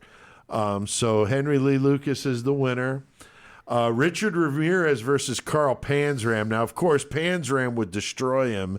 And he is the winner anyway. He is the winner. I mean, that makes a whole shit. So this next one don't make no damn sense to me. No, Joe Matheny versus H.H. Holmes. So H.H. Holmes beats Matheny because he's the second name in the contest. So he's fucking, but maybe it's because Matheny fucking was looking for some barbecue and he walked into one of them Holmes is damn smart. rooms. Yeah, he walked Holmes into is one of fucking Holmes' smart. fucking room and is like, That's right. Shit. Yeah, Holmes is a smart So- motherfucker. He just out connived Like, fucking Matheny, man. Physically, Matheny's probably just gonna fucking frog splash him though. Yeah. Now, Son of Sam and Frog Eileen, splash. the 5th match, Son of Sam versus Eileen Warnos. Eileen wins. Eileen wins, and she would have legit beat his ass, man. They both use guns, but she's like quicker on the draw. That. Homie. Son of Sam's a pussy, man. Eileen just tough fucking bitch, man. I wouldn't fuck with that bitch. Hell no. Hell no. Now you got Jeffrey Dahmer versus Arthur Shawcross, and Shawcross wins because he's a second name, but I think that's legit. I think Shawcross was pretty tough, man. Dahmer wasn't, like, I mean, he was a fucking, like we talked about earlier, he fucking prostitute killer, but Dahmer just fucking went out and found dudes and basically the same thing. They were just male prostitutes. Sure. I mean, if you think about it. Yeah. But I think Shawcross is more aggressive and more fucking physically capable. He was in Nam, too. He was a pretty tough dude. The seventh match here, almost done. Dean Coral versus Albert Fish. I definitely don't see Fish beating Coral legit. No. But in this match, that's how it is. So maybe Dean was sick or he tripped and fell and fucking Fish shoved the fucking cotton ball up his ass and lit it on fire. I don't know. Because Coral just like went and rolled over and went back to sleep. He's like, you're not a 16-year-old boy, so fuck you. And Fish is like, well, I'm just going to kill you and fuck you anyway. Right. Yeah. Like, it doesn't matter. And put his buttocks in a frying pan like Grace Budd, or some shit like that. And the last one. The last one is definitely legit. Pee Wee Gaskins versus Belle Gunnis, and Belle beats his ass. She's a bad bitch. She is a bad bitch. It'd be funny to see her and Warnos go at it in the last match. Dude, that would be sick. Be so classic. That would be sick. So there we go, guys. Our first group of 8. We got Richard Speck beating Gacy, Henry Lee Lucas beating Ed Gein, Panzram beats Ramirez, H.H. Holmes somehow beats the fucking mountain, dude. Joe Matheny. Eileen Warnos kills Son of Sam, Arthur Shawcross beating Dahmer. Somehow Fish beat Coral. Yeah, that's, and it's funny, Coral and Fish, kind of a funny Coral Fish. Oh, shit on me. Yeah. And then, of course, the mighty Belle Gunnis beats old little Pee Wee Gaskins. God So legit would have beat his ass. So there we go. That's our first round. So what we'll do is we'll compile these and see where we're standing. But what'll happen is, because we rank our numbers 1 to 16, so whoever has that number 1 of the 3 of us will win.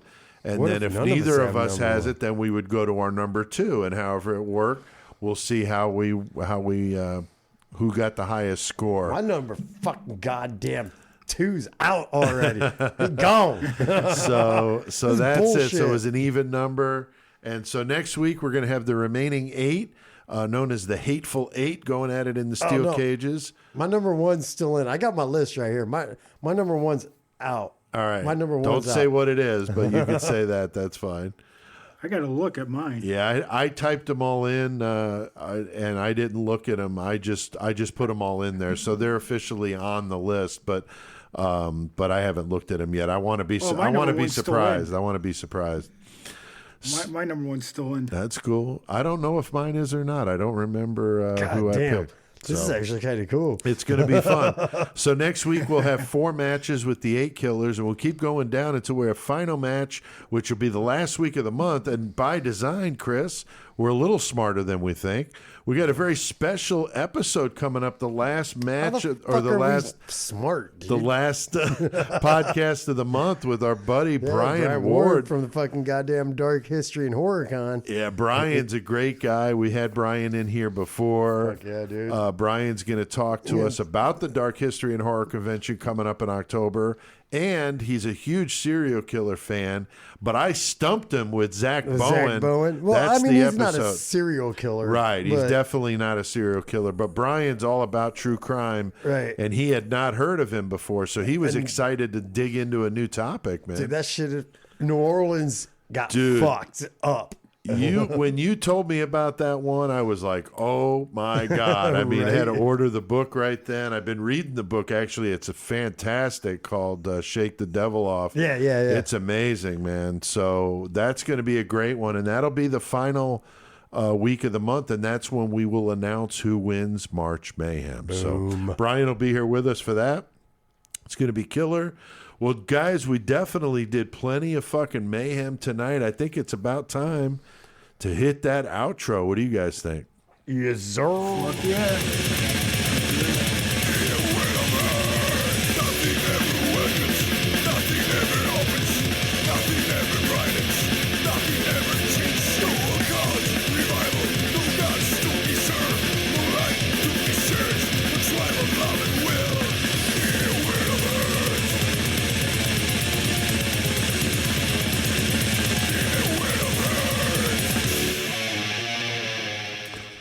That's some brutal shit, man. Vader. Jesus Christ. World of Hurt was the song, and those guys almost made me deaf. I remember seeing them open for Creator in Chicago, and I've never heard a band that loud in my fucking life. Right. Man. Like it was ridiculous. Saying, I don't remember the loudest band I ever heard. CK, what was? Do you recall the loudest band you ever heard? Oh, yeah, easily. Motorhead. Oh, Motorhead. Oh, okay. damn. I think when you actually said that when you did Motorhead. Yeah. You actually said that now that I recall, dude. Yeah, Black Sabbath would be my second, very close second, with Ian Gillan singing with him on the. Yeah, I heard that tour was Born Again was ridiculously loud, really loud. I can't think of the loudest one, but man, I've been to some loud shows. Yeah, after that they all kind of blur, but those two are the standouts for me. Right. Like to the point where it was too much, you know. All right, now CK, real quick. I'm sitting here. I got this box of cereal, that we got, that Poop Like a Champion. And it's the gift that just keeps giving, I'm just sitting here looking at this box of cereal. It's so serious. And I'm reading the back. I'm reading the side panel of it. And you got to hear this, dude. It says, these delicious breakfast buds contain the dynamic digestive duo soluble and insoluble fiber. For what? For pooping perfection. That's what. How, you ask? Like this. Insoluble fiber creates bulk that gets things moving along. The soluble fiber, the mighty mover of the championship blend, absorbs liquids to form a gel that make for a smooth and super ride to the finish. It can even slow sugar absorption. So step up to the can and can poo attitude with Poop Like a Champion. What the fuck? Now, can you actually eat this stuff? Oh, yeah. Oh, no, it's real cereal. It's real cereal, man. It's real. It's a laxative cereal. Like, eat it. All right. I'm putting a challenge out. So you know, it'd be funny if we had like 3 boxes of that and had 3 people here on toilets. I'm putting a challenge out. An update. I want to know if somebody could eat three bowls of that stuff. 3 bowls of that stuff. Hold on, dude. Check this out. The other fucking side panel. This box contains our winning combination of insoluble and, in parentheses, hooray, soluble fiber. Now be sure to enjoy it with plenty of liquids. That's because soluble fiber does its best work when teamed up with lots of water to create a smooth colon cleaning gel. In fact, this much fiber with not enough liquid can cause further backups at your backside. So to poop like a champion, drink water like Drink water like a champion too, basically. Somebody's got to eat that shit. Somebody's got to do it. Dude. I just actually happened to start looking at that like, this is fucking awesome. Chris, wow. I think you got to try it. Man, I don't know. I already pissed a lot and I shit a lot anyway. I couldn't even imagine eating that shit. You imagine if we both had a huge bowl of it that did a show? See which one of us had a shit first. It's like Mad Gastro Academy, bro. I think we just get 5-gallon buckets and just sit here and shit. I'm just going to sit on this bucket for the whole damn show. Fuck it. Can you imagine Jenny walking in here? She just opened the door up. Hey, go, what the fuck? Oh, my God. Yeah, she'd be better off being in there doing wedding dude, stuff and not hilarious. even knowing about this craziness going on here. Oh, gosh, some good laughs, boys. All right, we had a good show tonight. Always nice to have CK on through the Metal Mayhem and outro with us. So CK, great to have you here. Always. Some good bumper music tonight. Yeah, great. Toxik, Vader, and Sepultura. Yeah, when I first fucking learned about this band, Sepultura, when I was like a teenager, I was like 15, 16. I called it Sepultura. Yeah, I think One of Joey's friends called it that Sepultura. Yeah, no one knew how to pronounce it. A lot of people called it Sepultura. yeah, Right. Yeah, I It's can see just it. simple, but just simple Sepultura. Yeah, Yeah, no, I could like see when that. when I first started listening, it was like Sepultura. Yeah, I think everybody did that. You're not alone. That's All right, funny. cool. That's That makes me funny. feel No, better. you're not. Even a great metal motherfucker did it too. So Oh, damn. Oh shit! That's all right. There's one then. chink in the armor. CK, of course, your intro music is by whom? none other than Chrysix. Yeah, fuck yeah. Killing that shit. The Your Murder son Metal loves- Mayhem. Your son loves them. He does, man. They are really good, though, I got to say. are Murder good, Metal man. Mayhem intro music, Chris, by. Low motherfucking 12. There you go. And definitely. Wait, what did you say last week? Oh shit! What did I say last I week? thought he said low mother. Oh, did he say something No, different? he had a different name. Oh, yeah, I don't know. Shit, I don't know. The dude. show's all blurred together, man. I gotta go My back. days and listen. blur together, bro. But it had me fucking cracking up. Check out spellboundeffectsandart.com for their incredible online catalog of silicone body parts, hands, feet, heads. These new fucking heads with the hands through them are fucking crazy. Thumb drives, aprons, cowboy hats. I mean, for God's sakes, if you dig Ed Gein and the warped fucking shit that we talk about, you're gonna love fucking Dude, check out Spellbound his Effects and actual Art. artwork too. His artwork is amazing, not man. just the latex fucking. Yeah, he's arms and got everything some he makes. He's got actual art legit pieces. Art pieces that Yeah, are they're really fucking good. amazing, dude. Really, really good. And he'll do custom shit too. So check it out, spellboundeffectsandart.com.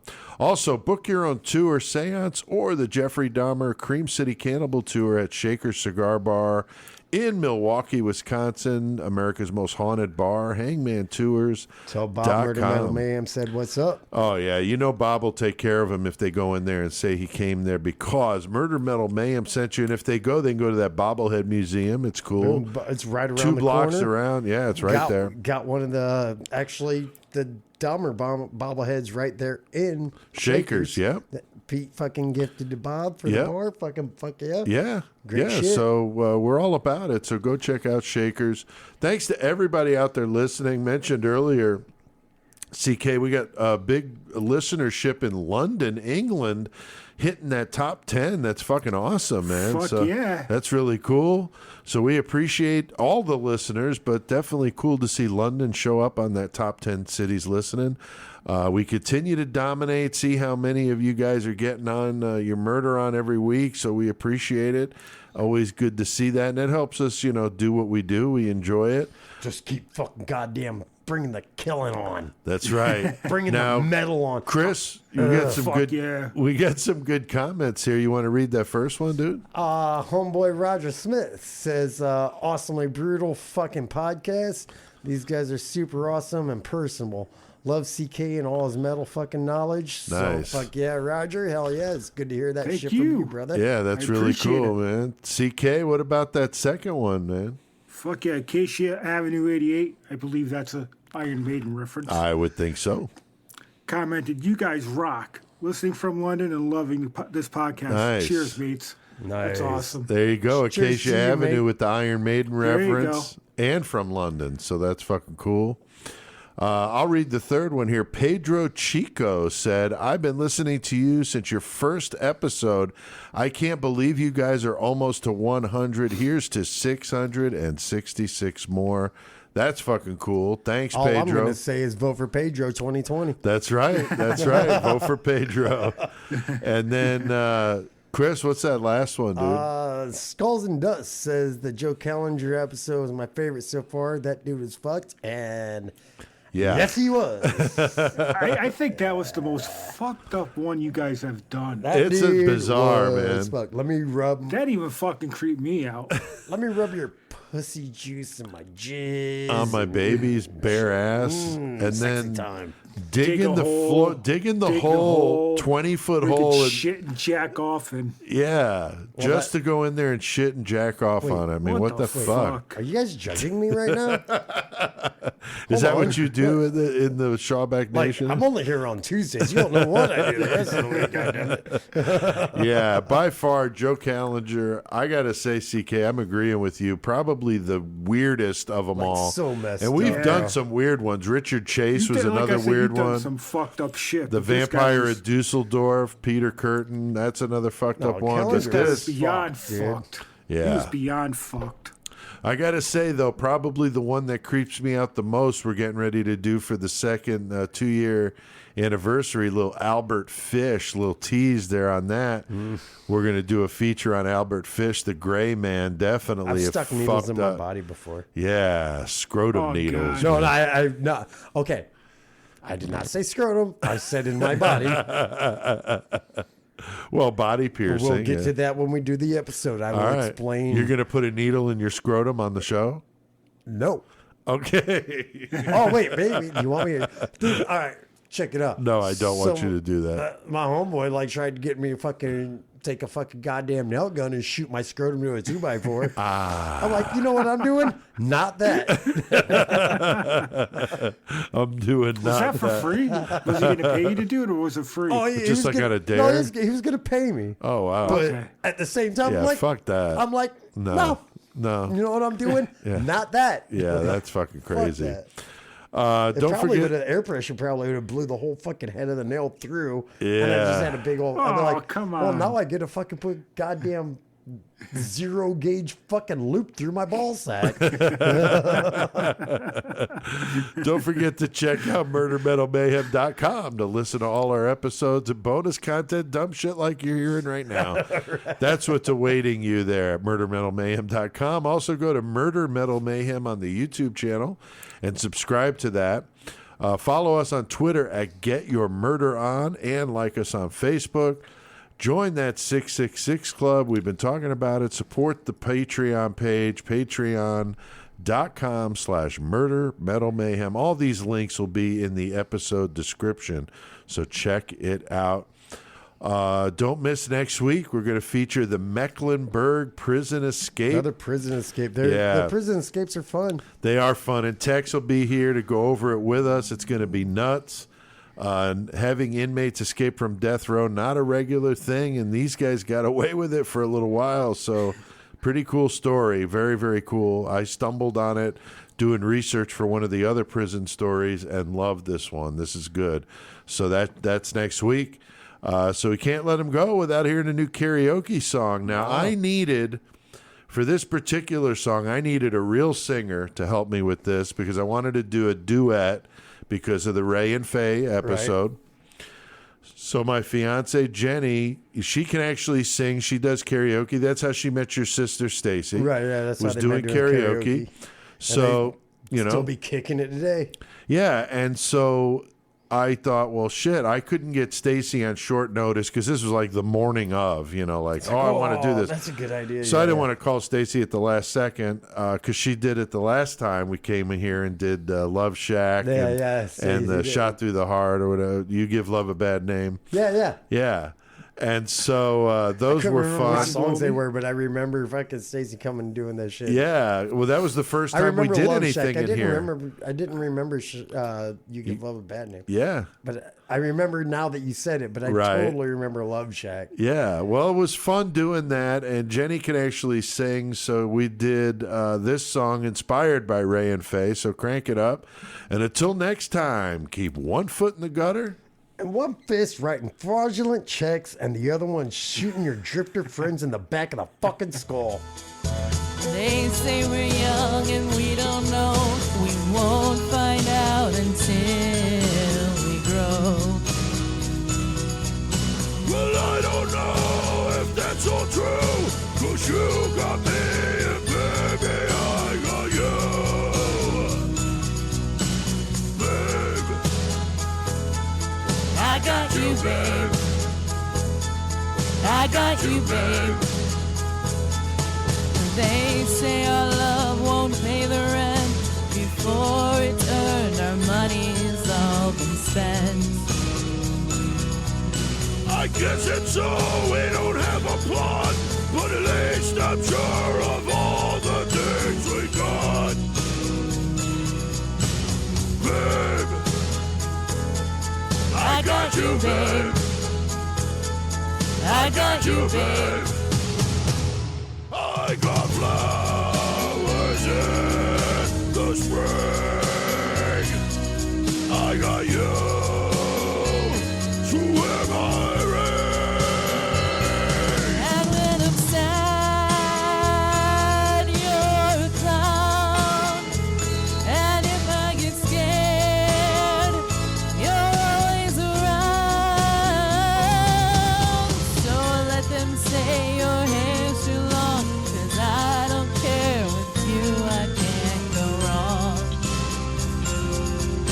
Then put your little hand in mine. There ain't no hill or mountain we can climb. Babe, I got you, babe. I got you, babe.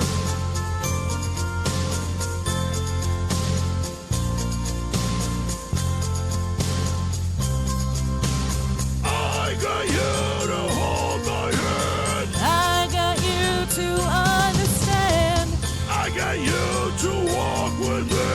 I got you to talk with me. I got you to kiss goodnight. I got you to hold me tight. I got you, I won't let go. I got you to love me so.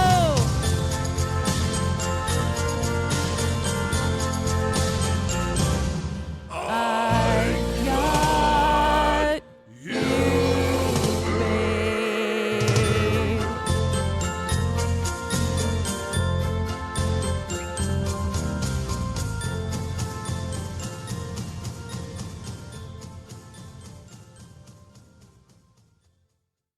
Mother, mother, man.